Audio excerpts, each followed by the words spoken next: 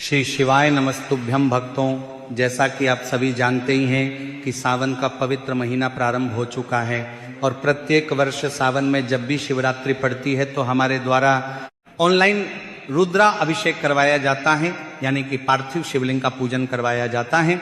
और भक्तों, इस साल भी हम और आप सभी एक साथ ऑनलाइन पूजन करने वाले हैं।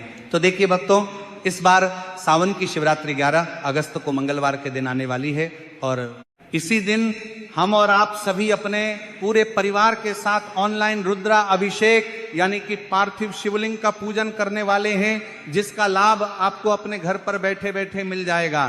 तो देखिए भक्तों, हर साल की तरह इस पूजन के लिए सबसे पहले तो आपको बनाना होगा पार्थिव शिवलिंग, यानी कि मिट्टी का शिवलिंग, और इसी पार्थिव शिवलिंग का करना होगा आपको रुद्रा अभिषेक।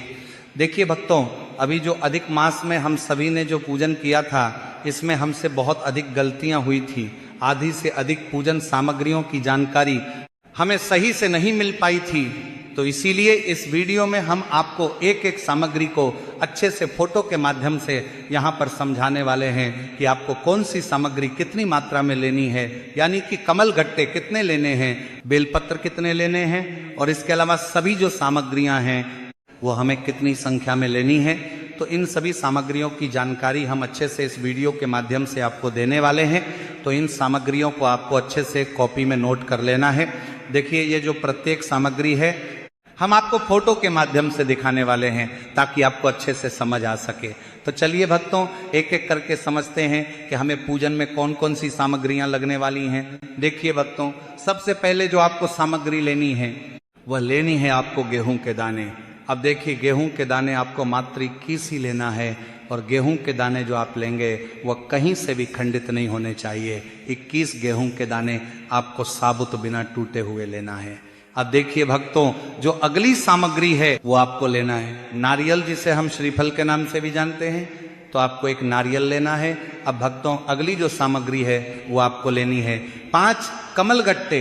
देखिए, कमल गट्टे जो हैं आपको किसी भी पूजन सामग्री की दुकान पर आसानी से प्राप्त हो जाएंगे, तो आपको मात्र 5 ही कमल गट्टे लेने होंगे। फिर अगली वस्तु जो है आपको लेना है आचमनी। देखिए भक्तों, पिछली पूजा में कई बार बताया गया था कि आपको 3 बार आचमन करना है। तो पिछली पूजा में हमारे पास आचमनी थी ही नहीं, तो पिछली पूजा में अधिकतर लोगों ने चम्मच का प्रयोग किया था। तो हमें आचमनी लेकर के आना है और इससे ही हमें आचमन करना है। तो आपको यह जो आचमनी है पूजा सामग्री की दुकान पर आसानी से प्राप्त हो जाएगी।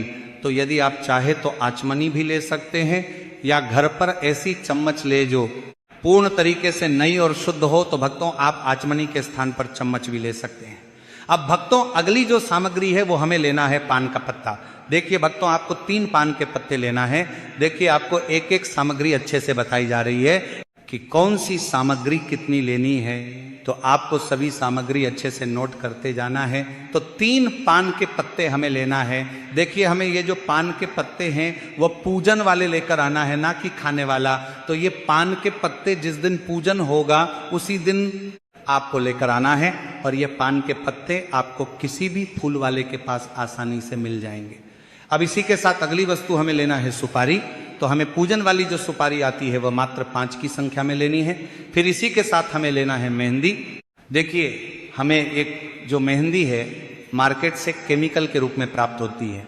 तो आपको खोजना है कि मेहंदी के आपको पत्ते लेना है। देखिए, मेहंदी के पत्ते जब भी हम मां गौरा को समर्पित करते हैं तो इससे हमारे घर में धन संपदा बढ़ती है। देखिए, मेहंदी के पत्ते के बारे में कुछ निश्चित संख्या नहीं बताई गई है, जितने भी आपको मिले उतने आपको ले लेना है। अब भक्तों, यदि आपको मेहंदी के पत्ते बहुत कोशिश के बाद भी नहीं मिल पाते हैं, तो आप लास्ट में इस ट्यूब को, यानी कि मेहंदी की जो ट्यूब आती है, मेहंदी का जो कोन आता है, उसे भी आप मां गौरा के लिए ले सकते हैं। इसलिए आपको ये सभी सामग्रियां इतने दिनों पहले बताई जा रही हैं ताकि आप इन्हें अच्छे से तैयार कर सको।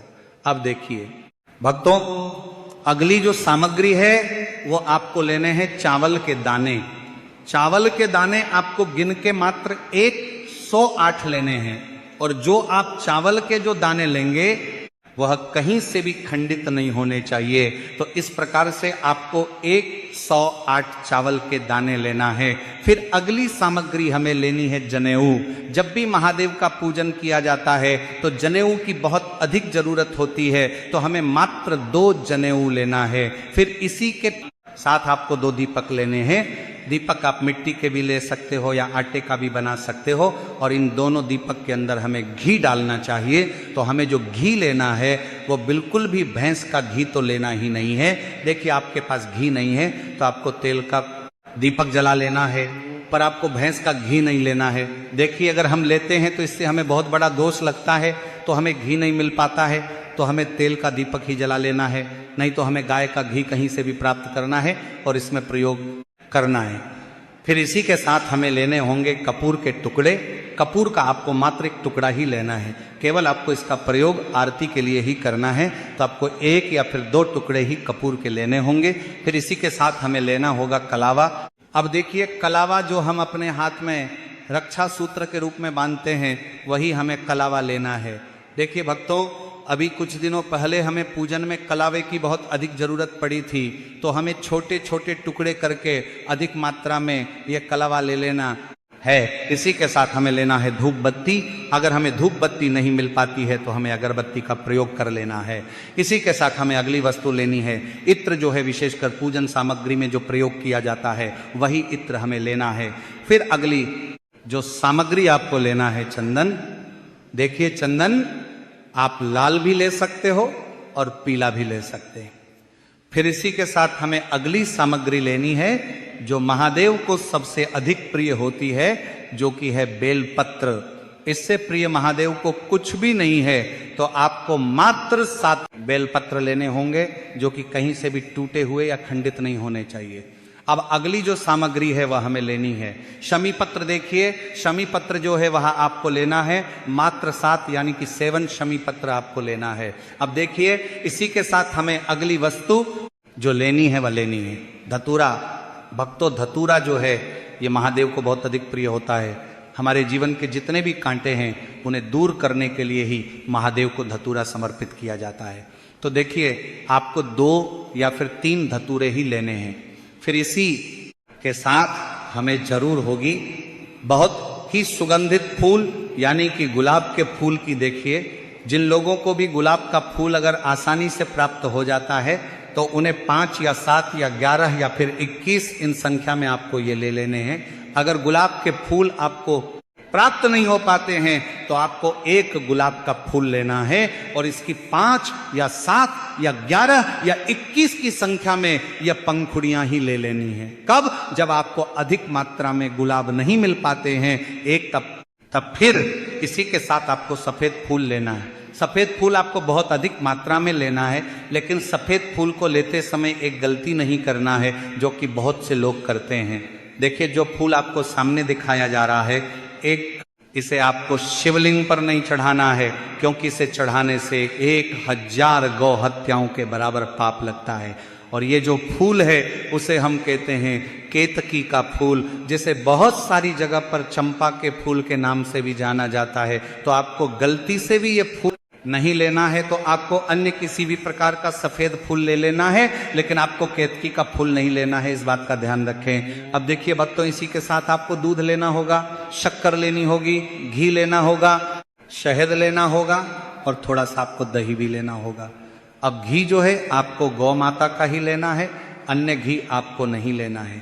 अब देखिए अगली जो वस्तु है वह हमें लेनी है काले तिल।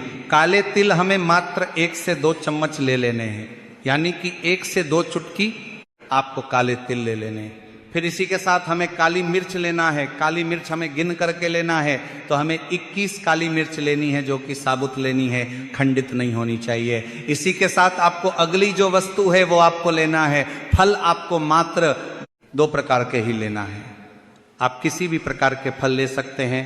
फिर इसी के साथ आपको मिठाई ले लेनी है। मिठाई आपको किसी भी प्रकार की ले लेनी है। देखिए मिठाई आप सस्ती भी ले सकते हैं और महंगी वाली भी ले सकते हैं। आपके परिवार के अनुरूप किसी भी प्रकार की मिठाई आप ले सकते हैं, क्योंकि महादेव ये नहीं देखते हैं कि ये महंगी मिठाई है या फिर सस्ती मिठाई है, वह तो आपकी पूजन का केवल भाव देखते हैं।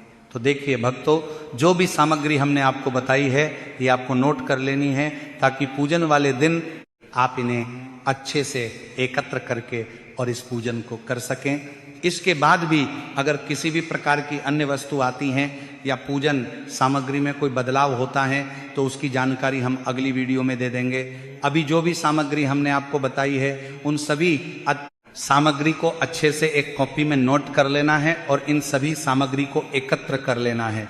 देखिए, इस बार की पूजन को हमें बहुत ही अच्छे से करना है, क्योंकि यह पूजन केवल सावन शिवरात्रि पर ही कराया जाता है। अगर यह मौका आप चूक गए तो आपको फिर अगले 1 साल तक मौका नहीं मिलेगा।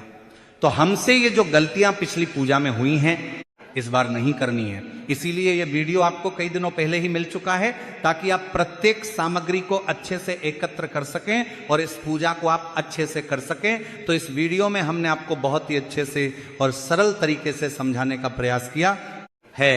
यदि आपको वीडियो पसंद आई हो तो वीडियो को लाइक करें, और अगर आप चैनल पर नए हैं तो हमारे चैनल को सब्सक्राइब जरूर करें, ताकि आने वाली हर वीडियो आपको प्राप्त हो सके। धन्यवाद।